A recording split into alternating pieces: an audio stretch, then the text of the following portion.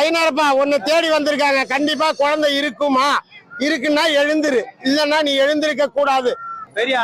பெரியாண்டம் உங்க குலதெய்வம். உங்க பையன் பேர் என்ன? வீரப்பன். உங்க மருமக பேர் என்ன? தனலட்சுமி. ஐயனாரப்பா உன்னை தேடி வந்திருக்காங்க. கண்டிப்பா குழந்தை இருக்குமா? இருக்குன்னா எழுந்துரு, இல்லன்னா நீ எழுந்திருக்க கூடாது. அதனால வேண்டிக்க, கண்டிப்பா குழந்தை இருக்குமா? இருந்தாங்க எழுந்துரு ஐயனாரப்பா.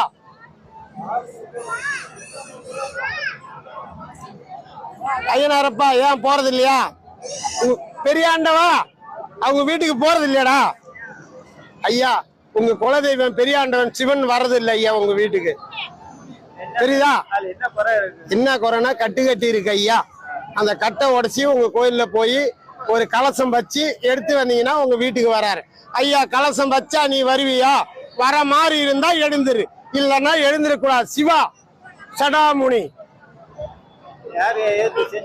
ஆமா, அதெல்லாம் ரத்த கலப்புதான் ஐயா, வெளியாளு கிடையாது. இதுக்கு அவங்கள பேசக்கூடாது, ஏசக்கூடாது. உன்னுடைய இதுல போய் ஒரு கலசம் வச்சு எடுத்து வந்தா கண்டிப்பா குழந்தை இருக்கும். அப்பா பெரியாண்டவா சிவா போடா எப்பா சிவனே. ஓம் நம சிவாய. சிவா எம்மா கண்டிப்பா நீ அவங்க காணிக்க கொடுத்துருக்காங்க. கண்டிப்பா கலசம் வச்சா இருக்குமா? அந்த கலசத்தை நம்ம சோர்ச்சி கொடுக்கலாம், இல்லன்னா கொடுக்கல.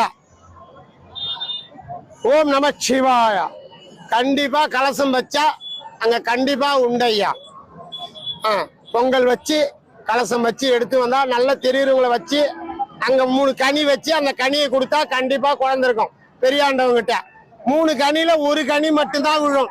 ஒரு கனி உழற மாதிரி இருந்தா நீ பின்னையும் போ பெரியாண்டவா. 3 கனி வச்சாக்கா ஒரு கனி உருண்டு வரும். அந்த கனியை எடுத்து அந்த அவருக்கும் அந்த பொண்ணுக்கும் அந்த அம்மாவுக்கும் கொடுங்க, கண்டிப்பா குழந்தை இருக்கும். ஐயனாரப்பா இது உண்மை.